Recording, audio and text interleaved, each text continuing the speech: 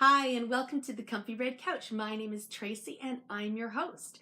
And if you've tuned in before, you'll be noticing that something's a little bit different. And if you're tuning in for the first time, you're going to be saying, Comfy Red Couch, what are you talking about? You're sitting on a white couch. And that would be the huge difference. We said goodbye to our red couch the other day on Friday afternoon, and we now have a white couch here instead. But I've highlighted with a few red bits. I'll talk about the couch change in bits and bobs. But for now, yes, it's a little bit different. I'm not going to be renaming the podcast though, at least at this point. It's still the Comfy Red Couch. I'll just put some red highlights. Scout is joining me, and unlike on the other couch where she would lie down on the cushions, she now has a lovely blanket that she is lying on. And guess what? It's red. So she can keep her messy paws off of the white couch and just keep them on the nice blanket here instead. As I said, my name is Tracy and I'm your host, and you can find me on Ravelry as Tracy RR, and on Instagram I am Comfy Red Couch. And today I have a finished object to share with you. I have a whip that I can't show you, but can show you the project bag. Not much I can really share about it, but it is something I've been focusing on for the week. I do have my tea time as usual, and I've got some bits and bobs for you as well. So, and of course, I have a few things that have come into the house this week. So I am drinking some lovely tea in my Julia Smith ceramics mug. It is a cold and blustery day outside, so I thought this was the perfect mug for today, being -8 but feeling like -14 out. The other day it was 7 degrees and pouring with rain in the morning, and big huge puddles. You had to be careful not to drive by somebody and splash them. And then by the end of the day it was -7, and those puddles had turned into piles of snow and ice, which was not a pleasant drive home.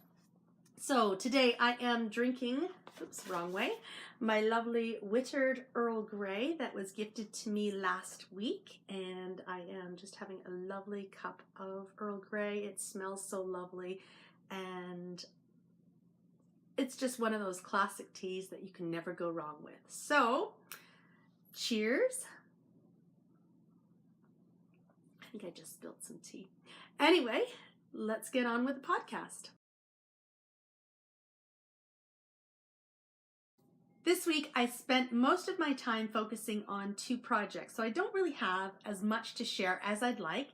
I have a whip that I've been working on during my lunch hours and in the mornings at work, and then the past couple of evenings I've had a chance to actually really focus on this project. Got a lot of love yesterday, and it is getting near completion, but because of course it is a test knit, I can't share it yet. I believe it's going to be released near the end of January, so I will be able to share then. I am loving the yarn that I have chosen, and it is knitting up beautifully. So I'm really excited to share this one with you when I'm able to. So in the meantime, I just get to share the gorgeous project bag with my fun little pull that is a Progress Keeper pull that I've put on the zipper there. That is from So Sweet Violet, nice sparkly. This was my New Year's Eve cast on, and I am, as I said, I'm really excited to share this one. This one's a really amazing project, and but it's got a couple of more weeks before I can pull it out of the bag and share it with everybody. So that is one of the things I've been focusing on, and in fact, depending on how my editing goes today and my knitting, I have to take back 1 row on this project just to fix something that I made a little mistake on.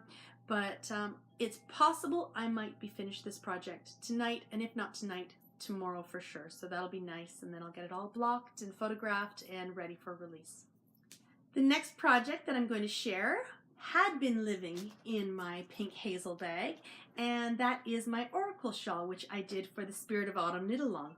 And I have a little bit of yarn left over from each of the colorways. So my color A was Neptunia, and this is 3 grams that was left.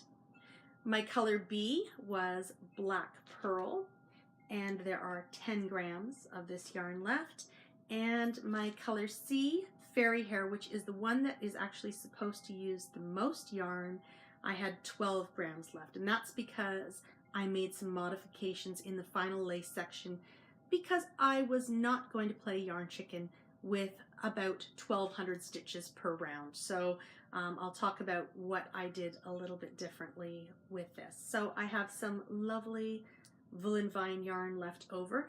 One of the concerns I did have was the pattern calls for 400 yards of each color, and I had 437 yards of each color. So the fact that there's only 3 grams left of color A really had me concerned, and I definitely would not have had enough yarn to do the pattern as written with this. I might have been able to do one more lace section with the pink, but I couldn't guarantee it, and I did not want to, like I said, I didn't want to risk it because that would have been a lot of tinking back and a lot of frustration and a lot of time spent on a project that I really was excited to get off the needles. So anyway, that is my leftover yarn. What else is in this project bag that kept me coming back is lots of chocolate. So I still have a full chocolate bar. So even though I put the chocolate in here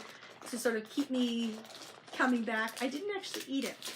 And I love twirls, and I haven't even opened this yet. So I have this in here as well. And then I had a couple of other little chocolates. I've got all my British chocolates hiding in here, and my kids better not find out where I hide this, because this is like, yum, my mother lode. So anyway, I'll put this in my next project bag to keep me coming back. So it did sort of keep me focused there for a little bit. So let's see the Oracle now that it is off the needles and it is blocked. Now I will say I did a very lazy block. I didn't pin it, I laid it out. I needed to put some more mats out so that I could have done it a little bit more efficiently. But the great thing about blocking is you can always reblock. And when I went to take photographs today, it was -8, feeling like -14. I did not get very good photographs outside because, of course, it was so cold, and I just didn't want to stay out there very long trying to model, style my shawl up. So I think I will reblock at some point and then take better photographs. But this is the Oracle shawl. It is huge. And really all I did when I did block was I had 4 of the 2x2 squares, the foam ones, and I just sort of stretched it out, which was really nice for this roughly lace section because it did allow it to just sort of be a little bit more roughly than if I had pinned it out and stretched it to capacity. So as I said, this one here is Neptunia. Our next color is the Black Pearl, and then the pink, which is on either end here, is the Fairy Hair, and it was a gorgeous pink to work with. Now, the difference that the changes that I made in the pattern was it calls for 2 of chart A and then 3 repeats of chart B. I was able to do 2 repeats of chart A, and then when I got to chart B, I could only do 1 for sure. I might have been able to do a second one, but I would have been either a few inches too short or had a few inches left over, and I really wasn't going to risk it because it was taking me about 6 to 7 grams to do each of the rounds.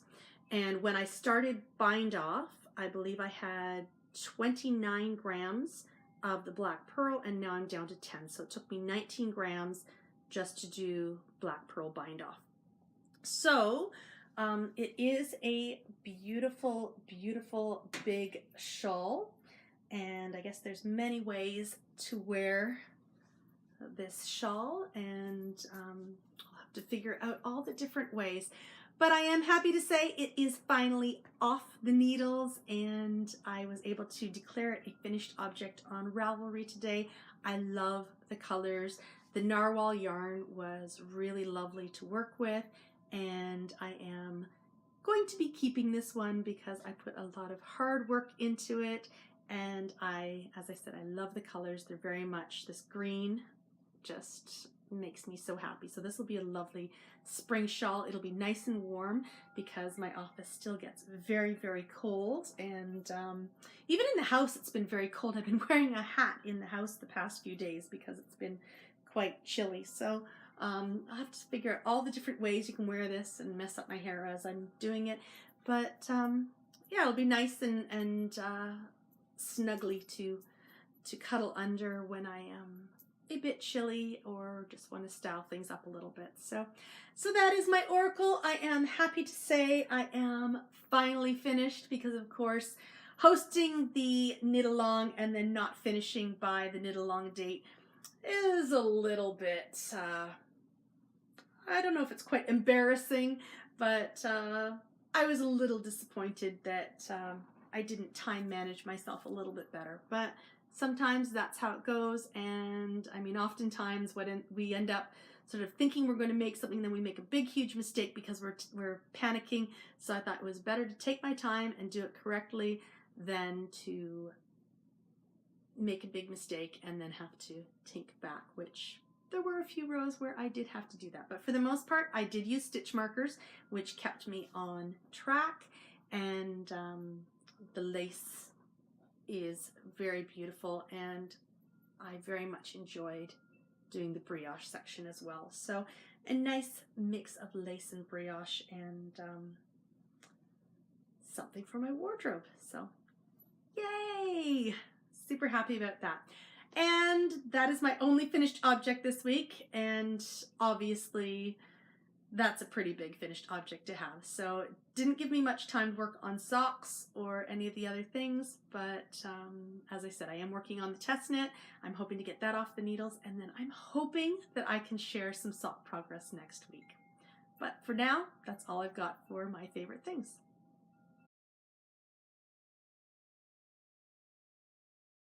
This week, my basket is a little less full than it has been in the past little while, and that's probably a good thing for my budget, but I do have some lovely things that I want to share. And the first that I'm going to share is from Jules of So Sweet Violet, and she had put some little things that she had found in her craft room up, and she had this lovely bunting on her site. And if you've tuned in before, you know I love pink and green.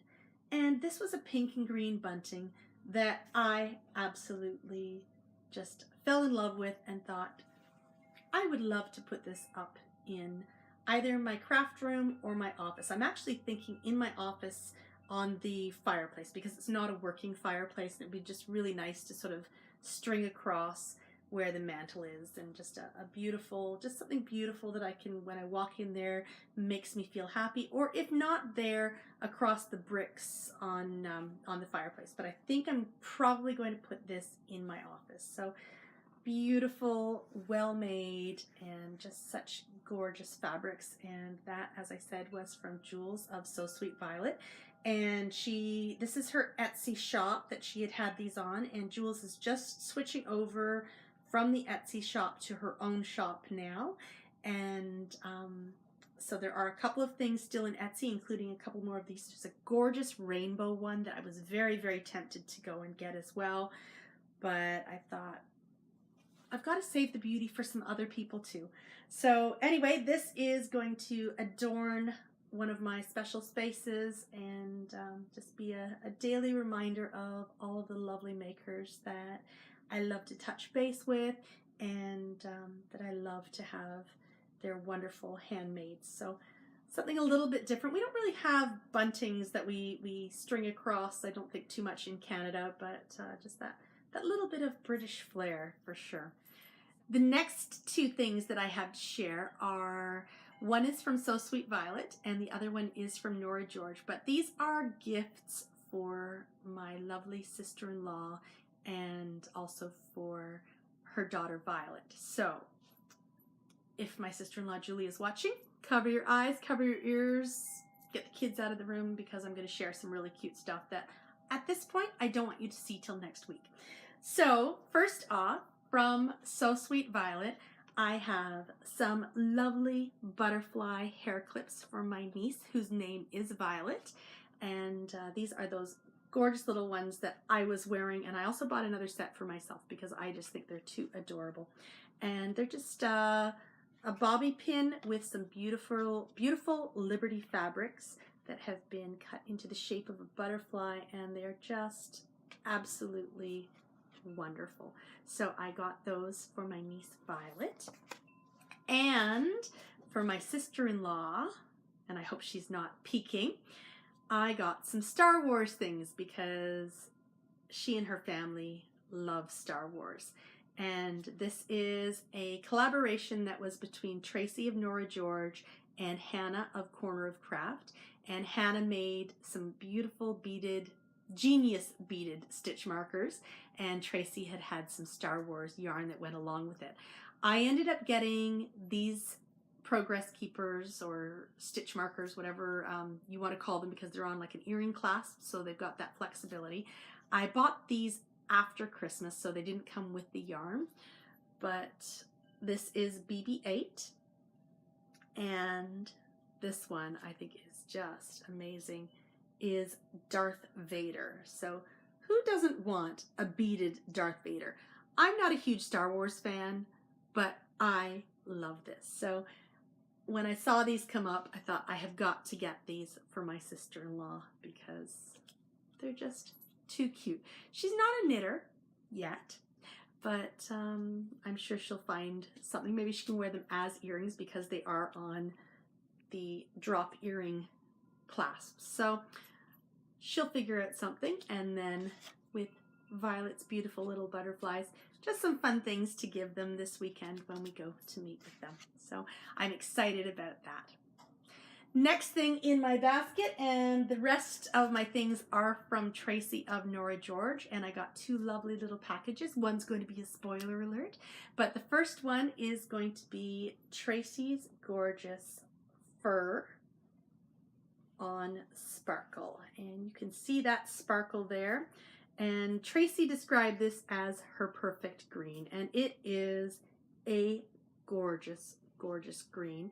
And I believe she was going to make some socks for herself out of this. She kept a couple of these for herself because she just thought it was amazing, and yes, she was right. So a beautiful skein to come in the mail this week, and this accompanied the Star Wars lovely little progress keepers. So it's so soft and just love, love, love. The final thing that I'm going to share with you today on Brown Paper Packages is a spoiler alert, and it is round 6.3 of Mrs. Weasley's Knit Club. So this is the 6th grouping, and the theme of this past round was characters you love to hate. So those villains from Harry Potter. And the first one had been Lucius Malfoy, who I thought was absolutely gorgeous on yarn. The second one was Professor Quirrell, also gorgeous on yarn. And the third one, I was guessing that it was either going to be He Who Shall Not Be Named or Bellatrix Lestrange. And I sent a message to Tracy saying, I think it's going to be either this one or this one. And I gave her a third one as well, but she said, you're on the right track. So I was on the right track with Bellatrix Lestrange. And I think Tracy has captured Bellatrix beautifully.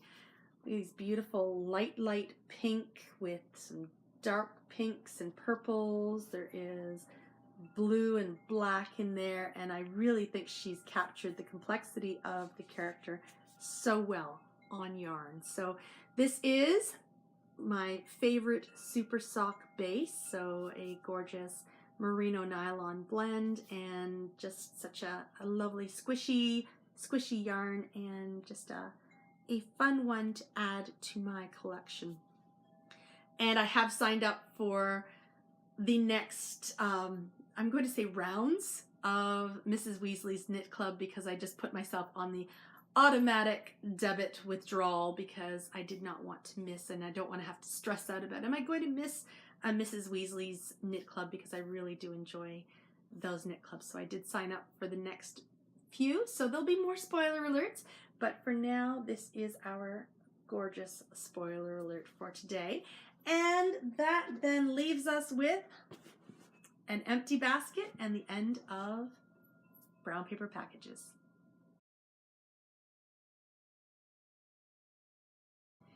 And now it's time for some bits and bobs, and the obvious huge bit that we're going to be talking about is the fact that the Comfy Red couch is no longer here and moved out on Friday. And I guess I'll talk a little bit about the history of all of the couches that have been in this place. And the first one that was here, Greg and I bought back when we got married in 1997. So instead of going on a honeymoon, we bought a beautiful couch, which I loved. But as it was getting closer to 17 years old, we decided that we needed to replace it. But I did keep the cushions from our original couch. So if you see these in the background, these are from our original couch, which was just this blue and white nautical couch, which I loved. But it, after 17 years, started to look a little bit old. So there were these cushions that went along the back. And then there were also highlight cushions that were on the sides. And then my favorite were the accent cushions, which were the flowers. So I kept these from our first couch because it was basically 2 base seating pads and then all of the cushions went behind. So it was always a bit of a pain to straighten it, but I did love that couch because, of course, it was, you know, the first couch that Greg and I bought, our big piece of furniture we bought as a couple. And when that one was starting to get a little bit older, my sister moved back to Ontario from Calgary, and she moved into an apartment, and she had the Comfy Red couch that she and her husband had purchased while they were out in Calgary.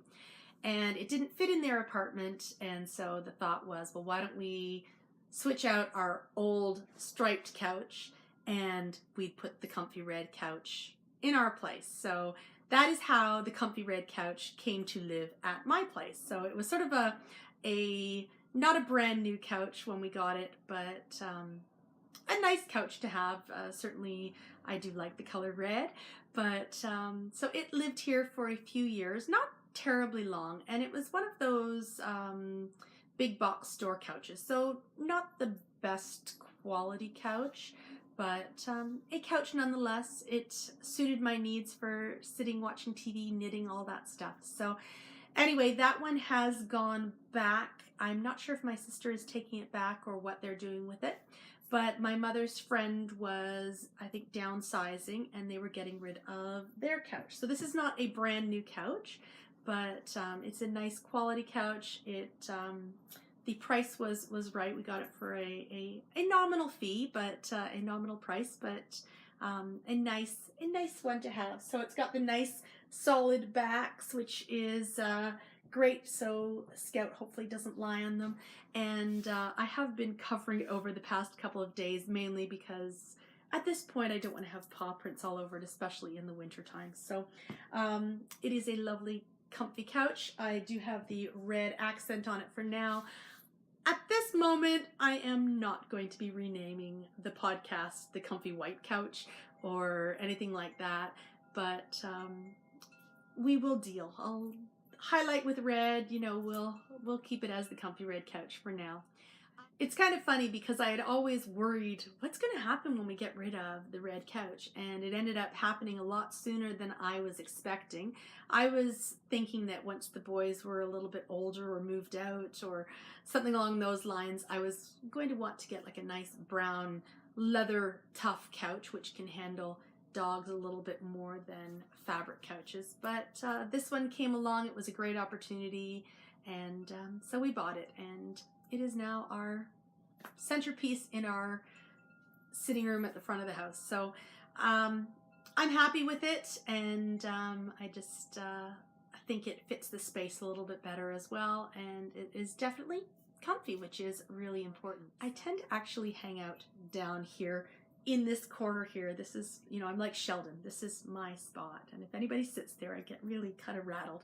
So during the podcast, I'm in the middle, but when I'm here knitting, I'm always where that pillow is, right there, where I keep all of my lovely treats that I share on the podcast. So yeah, I'm very, very Sheldon-like when it comes to my spot on the couch. And so that is and for anyone who doesn't, Sheldon is from The Big Bang Theory, and he has his spot that he must sit on the couch, and that is very much my feeling exactly. So the big bit this week is the couch, but there have been lots of little bits that have been happening, and our friend Edward, who has been working on our bathroom, has now laid the shower floor, and I think he had been over on Wednesday, and he was going to come Friday, but I think because of the crazy weather we've been having, he's probably had a few emergency calls.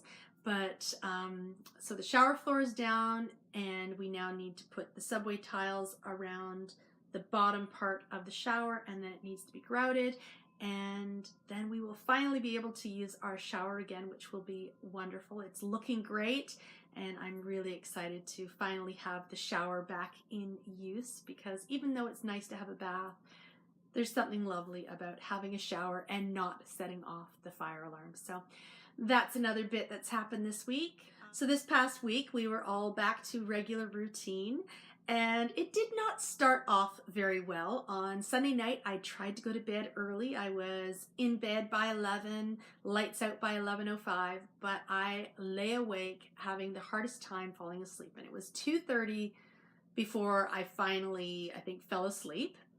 And at least that was the last time I looked at the clock. And I think I slept for about 2 hours, maybe 2 hours 15, because all of a sudden I was woken from my sleep with a glug, glug, glug noise. And what had happened was the power had gone out, and because we have hot water rads in our house and power is needed to push the water through the rads, the water level dropped and the sound woke me. And then I realized, okay, the power's out. And oftentimes, when the power goes out, you're afraid you might not wake up on time. I do have 2 alarms. I have the one that's plugged in, and I do use my iPad. So I wasn't as worried about not waking up, but I still couldn't fall asleep. So basically it took me till 2:30 to fall asleep. I had 2 hours of sleep, maybe a tiny bit more. There was a major snowstorm going on outside, and of course the power went out. So 7 in the morning, we were all trying to get around the house. It was pitch black, all using our little flashlights on our devices, trying to make sure we could see our toothbrushes and make sure we were putting on clothes that were appropriate. Luckily, we had prepared Nathaniel's stuff the night before, so it was easy. It was all in one spot. But it was an interesting way to start back the work week after being off for a couple of weeks. Unfortunately, it was a widespread power outage, so the subways across Line 2 in Toronto were out in a huge chunk. So Isaac was late for school because he takes the subway I drop. So what we leave home where I'm only 5 minutes from my work, but on the way I drop Nathaniel off at his school, and then I drop Isaac off at the subway station, and then I'm a little bit down the street from the subway station. So unfortunately, Isaac was late for school because they were running shuttle buses, and those aren't always the easiest things to get on when the subway lines are down. So he was a little bit late, not the end of the world for him. I was early, so I ended up getting to work at 8 o'clock, and I don't actually start till 8:30. But all of my coworkers in my department were late, so I was holding down the fort, and so it wasn't a terrible day. One of my lovely friends who I work with, came to visit me in the morning, so that was a nice bright way to start the day. But otherwise, it was a hard way to go back to work with power failures and just one of those Murphy's Law things. If something can go wrong, it will. So The rest of the week went a little bit better than that, but otherwise it was definitely an interesting way to start the week. So hopefully this week will be a little bit better. I did try and get myself into a better sleep pattern, so I'm hoping that without having too much caffeine today, I will sleep well tonight. And hopefully this week we won't have any power failures or crazy storms, and I'm hoping that the shower might be fixed in the next couple of days so that we can use that. And of course, I'm still getting used to this new comfy couch that has become my new knitting space. And I think for this week, that's all for Bits and Bobs.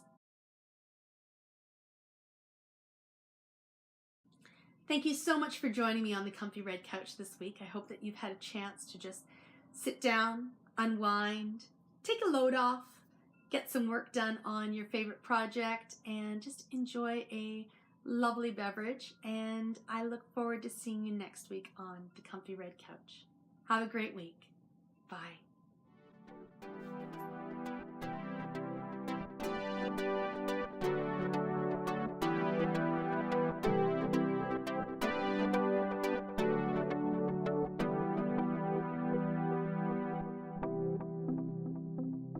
Now that I've slip covered the couch so that Scout doesn't get dirty paw prints over, you can kind of see why I didn't wear a lot of red on previous episodes.